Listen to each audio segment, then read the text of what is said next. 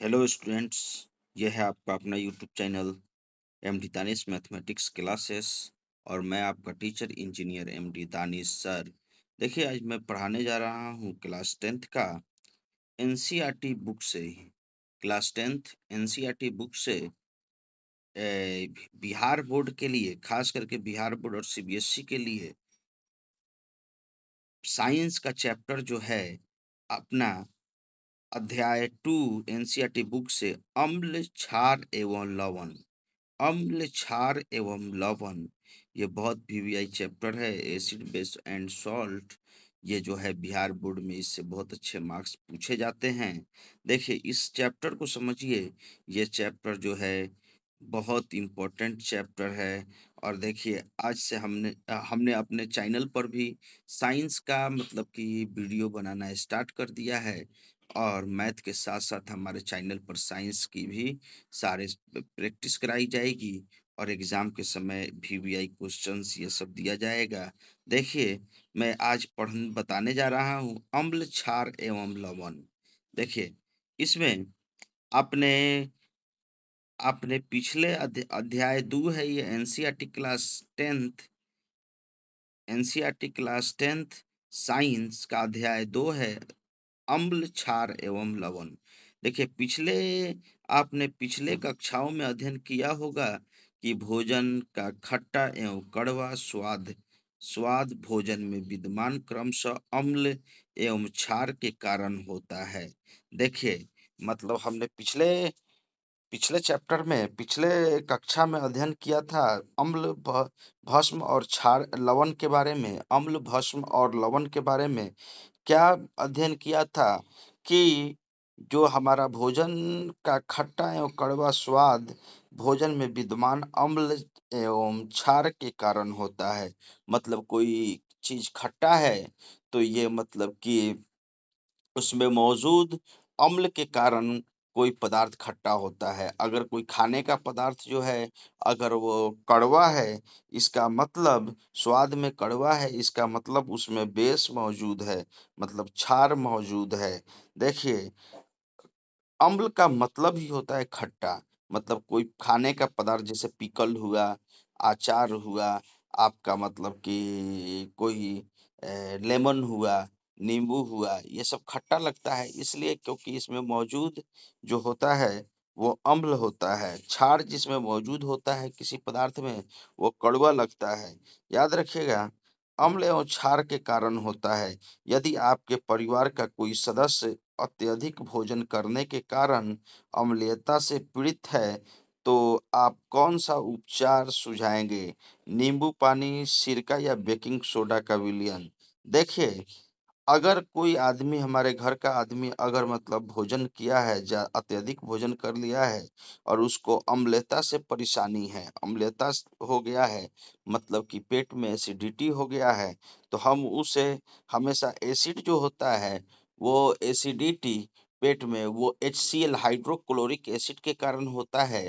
तो इसलिए hydrochloric acid को बैलेंस करने के लिए हम उसे क्या देंगे, तो हम बेस देंगे। बेस देंगे, क्यों बेस देंगे? बेस से जो होता है मतलब कि एसिडिटी कम होती है।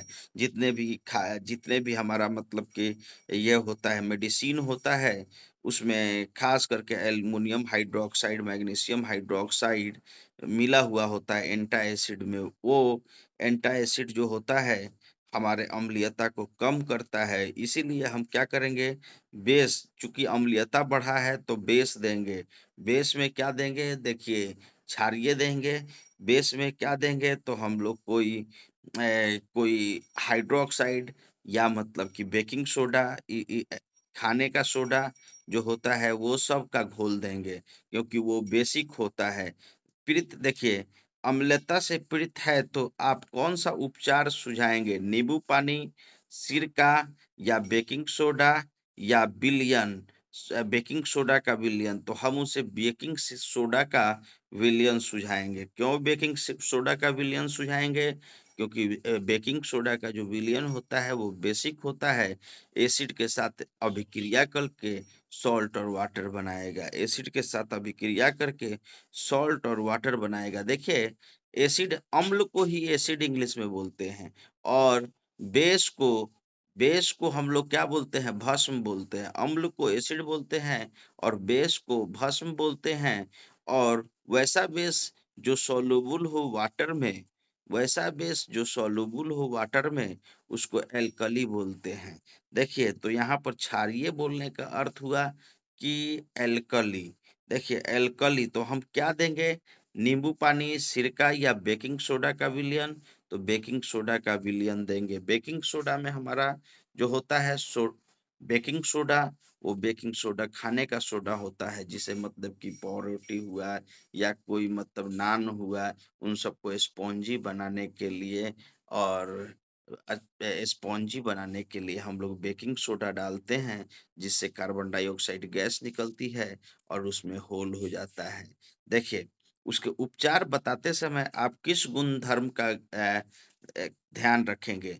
तो जब हम उपचार बताएँगे, किसी को उपचार बताएँगे कि क्या आप मतलब कि अगर अम्लीयता से परेशान हैं, तो हम उन्हें उपचार बताएँगे कि आपको बेस लेना चाहिए, मतलब कि क्षार लेना चाहिए।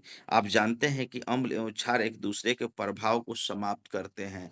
मतलब अम्ल और क्षार जो होता है, वो एक दूसरे के प्रभाव को क्या करता है? समाप्त करता है। तो अगर किसी आदमी को अम्लीयता है, पेट में बहुत ज़्यादा एसिडिटी है, तो डॉक्टर भी उसे क्षार देते हैं, बेस देते हैं।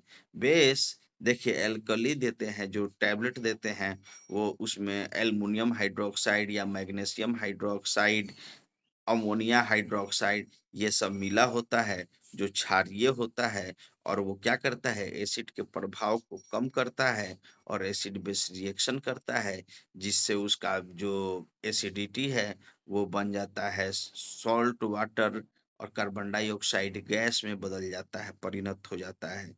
देखिए, उसी प्रकार अवश्य इसके प्रभाव को समाप्त करता है। आपने पिछले ही इस जानकारी का उपयोग किया होगा। याद कीजिए कि कैसे हमने बिना स्वाद चखे ही खट्टे और कड़वे पदार्थों की जांच की थी। देखिए, याद कीजिए कि कैसे हमने बिना स्वाद चखे ही खट्टे और कड़वे पदार्थों की जांच की थी। आप जानते हैं कि अम्लों का स्वाद खट्टा अम्लों का स्वाद खट्टा होता है। अम्लों का स्वाद खट्टा होता है तथा नीले लिटमस पेपर को लाल कर देता है। अगर अम्लीय विलयन में अगर कोई नीले लिटमस पेपर को आप डालेंगे तो लाल कर देगा। उस लिटमस पेपर का रंग को क्या करेगा? लाल करेगा। तो हम जानते हैं कि अम्लों का स्वाद क्या होता है? खट्टा होता है। यदि नीले लिटमस पेपर को अम्ल के विलयन में डालेंगे तो वो पेपर रेड हो जाएगा रेड हो जाएगा। देखिए, अगर हम अम्ल में किसी नीले लिटमस पेपर को डालते हैं, तो वो रेड हो जाएगा, लाल कर देता है, जबकि क्षार का स्वाद कड़वा होता है एवं लाल लिटमस पत्र को नीला कर देता है। अगर क्षार में अगर क्षारीय मीडियम होगा, अगर उसमें वो जानते हैं कि उसमें क्षारीय मीडियम में भस्म मिला हुआ है, तो वो लाल लिटमस पेपर को क्या करेगा? वो नीला करेगा। देखिए ये पहचान है, इंडिकेटर है। नीले लिटमस पेपर को अगर लाल कर दे तो इसका मतलब कि अम्ल जो है अम्लीय मतलब कि विलयन है। अम्लीय विलयन है या अम्लीय पदार्थ है। अम्लीय विलयन में क्या होता है? नीला लिटमस पेपर रेड हो जाता है और क्षारीय विलयन में लाल लिटमस पेपर नीला हो जाता है। लिटमस पेपर नीला हो जाता है।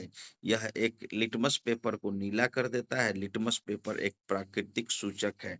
देखिए इंडिकेटर है। लिटमस पेपर जो है वो प्राकृतिक क्या है? सूचक है, इंडिकेटर है, होता है। इसी प्रकार हल्दी भी एक ऐसा ही सूचक है। देखिए हल्दी भी एक ऐसा ही सूचक है। वो क्या करता है? जब हल्दी में आप बेस मिलाएंगे तो बेस को रेड टाइप का कर देगा। जैसे चूना चूना में अगर मतलब किसी का पैर हाथ टूट गया तो चूना चूना और हल्दी का लेप चढ़ाया जाता है। तो जैसे हल्दी में चूना का लेप जाएगा, वो क्या हो जाएगा? तो वो हमारा रेड कलर का हो जाता है। बेस चूना जो है वो बेस है। बेस हमारा रेड कलर का हो जाता है।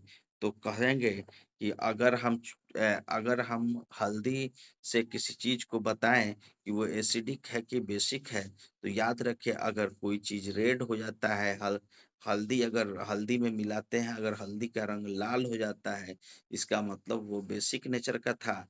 अगर हल्दी में के रंग में कोई परिवर्तन नहीं होता है, तो इसका मतलब वो एसिडिक का था। और एसिड में और वाटर में हल्दी का रंग बदलेगा नहीं, सिर्फ बेस में बदलेगा। देखिए, लिटमस पेपर हल्दी भी एक ऐसा ही सूचक है। क्या आपने कभी भी ध्यान दिया है कि श्वेत कपड़े पर लगे लगे सब्जी के दाग पर जब क्षारीय प्राकृतिक वाला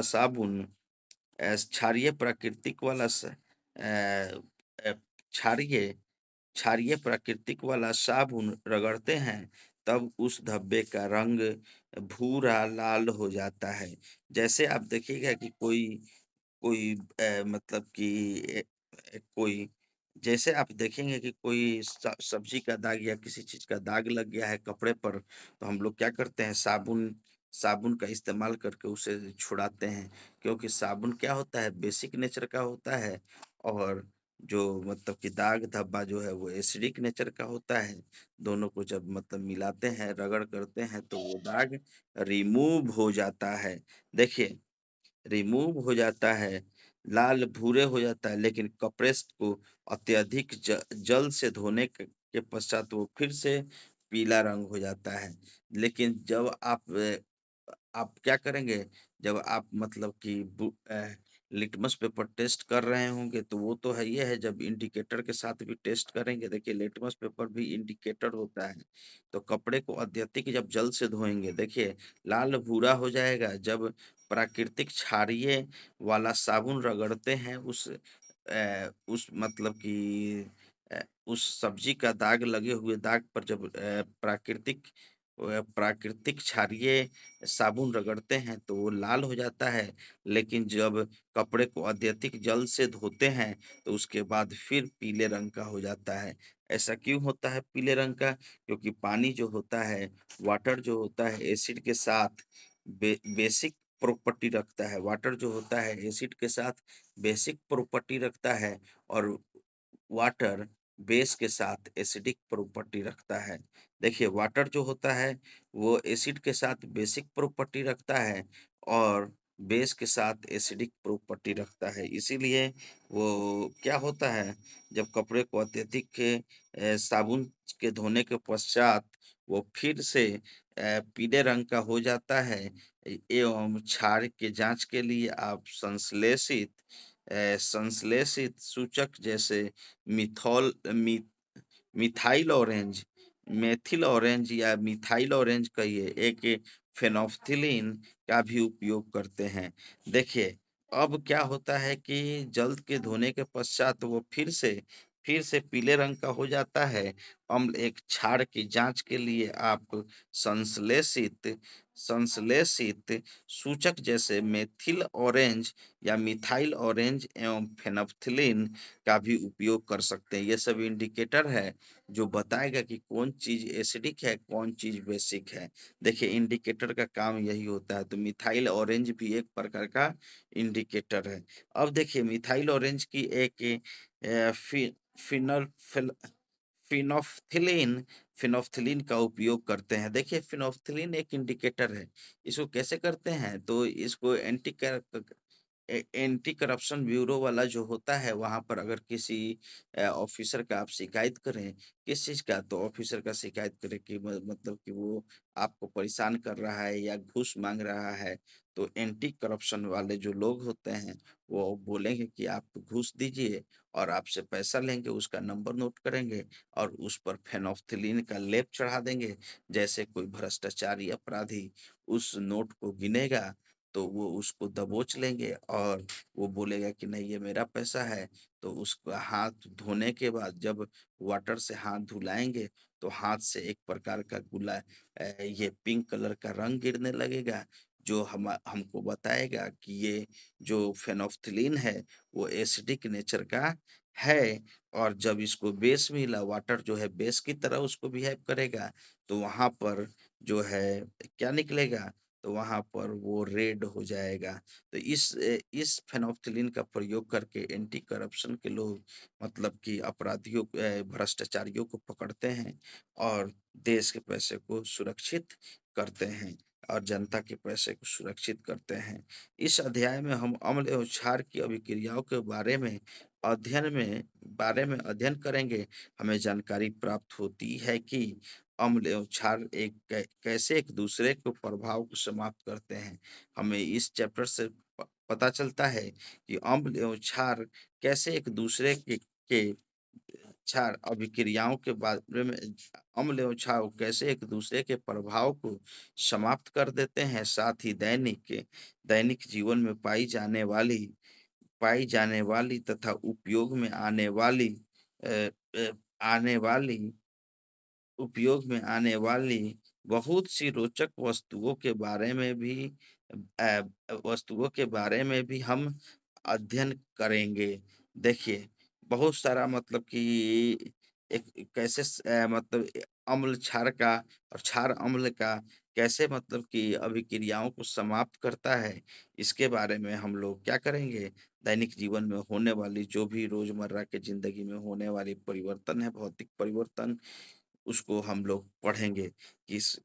ये बहुत सी रोचक वस्तुओं के बारे में हम इस अध्ययन में पढ़ेंगे। अब देखिए, अब मान लीजिए क्या आप जानते हैं, ये एक एक्टिविटी बेस्ड ये है। देखिए, लिटमस लिटमस है विलियन बैंगनी रंग का रंजक होता है जो थैलोफाइटा समूह के लीचेन पौधे से निकला होता है। देखिए, लीचेन एक ट्री होता है जिससे लिटमस पेपर बनाया जाता है। वो चाइना रोज बोलिए, लीचेन ट्री बोलिए, ये सब आपका पाया जाता है। खास करके चाइना में पाया जाता है। तो लिटमस विलियन बैंगनी रंग का रंजक होता है जो थैलोफाइटा समूह के लीचेन पौधे से पौधे से निकाला जाता है। प्रायः इसे प्रायः प्रायः इसे देखिए प्रायः इसे सूचक की तरह उपयोग किया जाता है। लिटमस पेपर विलियन जब न तो अम्लीय होता है न ही क्षारीय होता है, तब यह बैगनी बैगनी रंग का होता है। बहुत सारे प्राकृतिक पदार्थ हैं। लाल पत्ता गोभी, देखिए लाल पत्ता गोभी, हल्दी, हाइड्रेंजिया, पी- पिटूनिया, जेरानियम जैसे कई फूलों की रंग पंखुड़ियां किसी विलयन में अम्ल क्षारीय की उपस्थिति को सूचित करता है। देखिए, ये जितना भी हमने पदार्थों के बारे में पढ़ा है, गोभी पत्ता के बारे में, या मतलब कि पढ़े हैं नेपाल की एजुकेशन पॉलिसी के बारे में अगर पढ़ें, या अपने इंडिया के एजुकेशन पॉलिसी के बारे में पढ़ते हैं। देखिए, इसमें हम लोग जब स्टडी करते हैं एसिड बेस सॉल्ट चैप्टर, तो यहाँ पर देखेंगे कि फूलों की रंगीन पंखुड़ियों के विलयन में क्या होता है, वो अम्लीय होता है, क्षारीय होता है, क्या उपस्थिति दर्ज कराता है। इन्हें अम्ल एवं क्षार कहते हैं, सूचक भी, या कभी-कभी केवल सूचक कहते हैं। ये कभी-कभी देखिए, ये जो पत्ता गोभी हुआ, या मतलब कि रंगीन पंखुड़िया हुआ पौधों का, ये कभी-कभी सूचक के रूप में काम करता है, इंडिकेटर के रूप में काम करता है, जो हमें बताने में मदद करता है कि कौन चीज़ एसिडिक है, कौन चीज़ बेसिक है। देखिए, यहाँ पर अब प्रश्न है, आपको 3 प्रश्नावली दी गई है। आपको 3 जो है प्रश्नावली दी गई है, और प्रश्नावली में इसमें एक में आश्रित जल एवं शेष 2 में से एक अम्लीय है।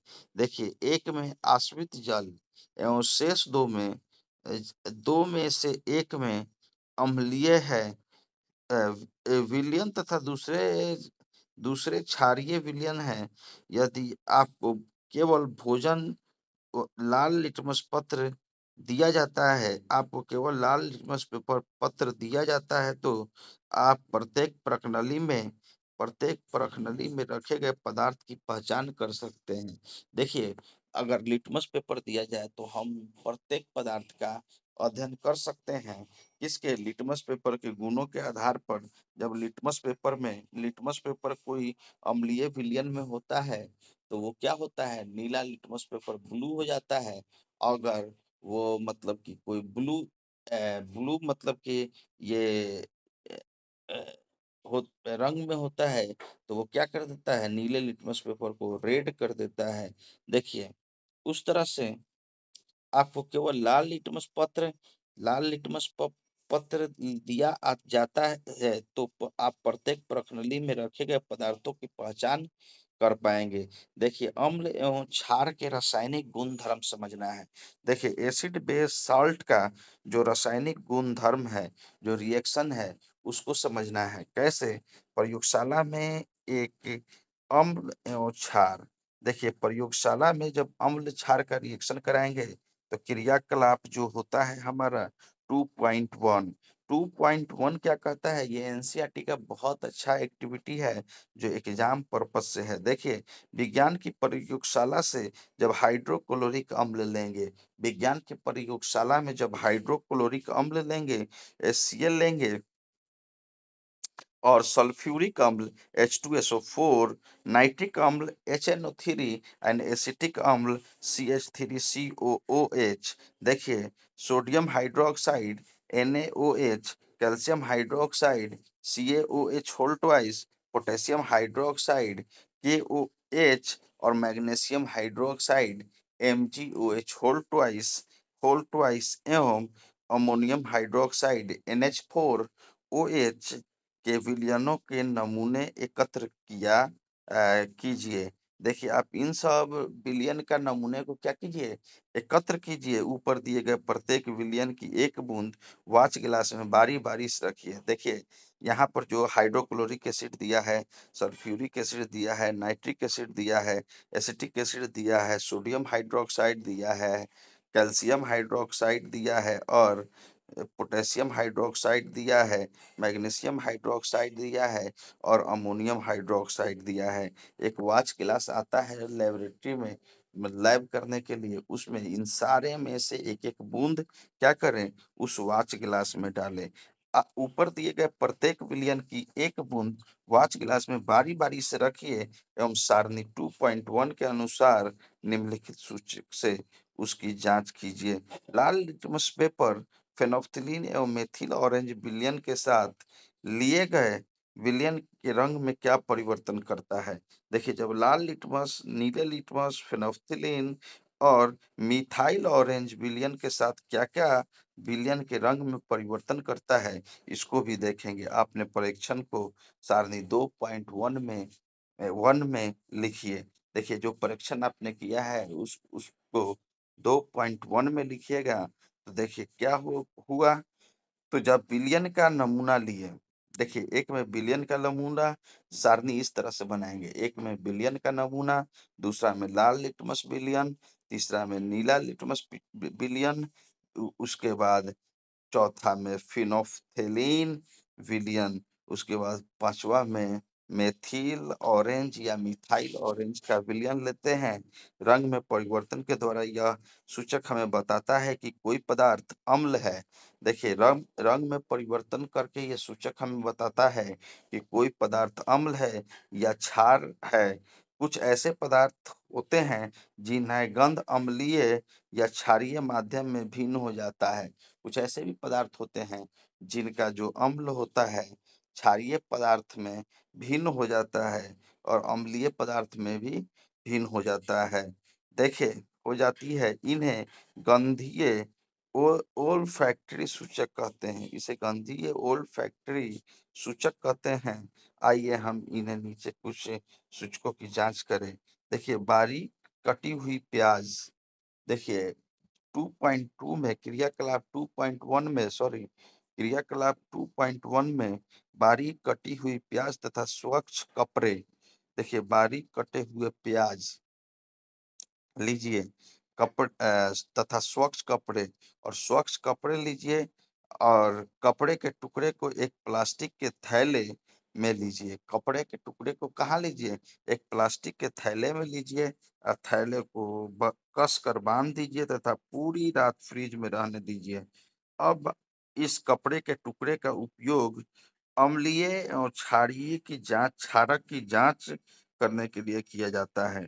देखिए, तो हमें इससे 2 टुकड़े लिए और उनकी गंध की जांच की। इस तरह से इन्हें स्वच्छ सतह पर रखकर उनमें से एक टुकड़े पर HCl विलयन की कुछ बूंदें एवं दूसरे पर NaOH सोडियम हाइड्रोक्साइड विलयन की कुछ बूंदें डालिए। अब देखिए, दोनों टुकड़ों को जब जल से धोकर उनकी गंध की पुनः जांच की जाती है, तो क्या होता है, जब पुनः जांच की जाती है, तो आपने परीक्षण कर लिया, को लिख लिया। देखिए, अब थोड़ा तनु वैनिला एवं लौंग का तेल उम, लीजिए तथा इनकी गंधों की जाँच कीजिए। जाँच करने के बाद एक परखनली में तनु HCl विलयन, दूसरी परखनली में तनु NaOH सोडियम हाइड्रॉक्साइड का विलयन लीजिए। दोनों में से तनु विनिला एसेंस की कुछ बूंदें डाल के उसे हिलाइए। उसकी गंध पुनः जाँच कीजिए। यदि गंध गंध में कोई बदलाव है तो उसे दर्ज कीजिए। इसी प्रकार तनु HCl और सोडियम हाइड्रॉक्साइड का के साथ लौंग का तेल की गंध में परिवर्तन की जाँच कर अपने परीक्षण को द अपने परीक्षणों को दर्ज कराइए। देखिए, आपके परीक्षणों के आधार पर वैनिला, प्याज एवं लौंग के तेल में से किसी किसे गंधीय सूचक की तरह उपयोग किया जा सकता है। तो अम्ल एवं क्षार के रासायनिक गुणधर्म को समझने के लिए आइए कुछ क्रियाकलाप करते हैं। देखिए, 2.1.2 देखिए 2.1.2 अम्ल एवं क्षार धातु के साथ कैसे अभिक्रिया करते हैं। देखिए, क्रियाकलाप 2.3, देखिए यहाँ पर हम पढ़ेंगे चित्र 2.1 के बारे में। तो चित्र 2.1 के अनुसार क्या होगा, उपकरण व्यवस्थित कीजिए। उपकरण को आप व्यवस्थित कीजिए और करने के बाद एक परख नली में लगभग 5 ml एक परख नली लीजिए, उसमें 5 ml तनु सल्फ्यूरिक अम्ल।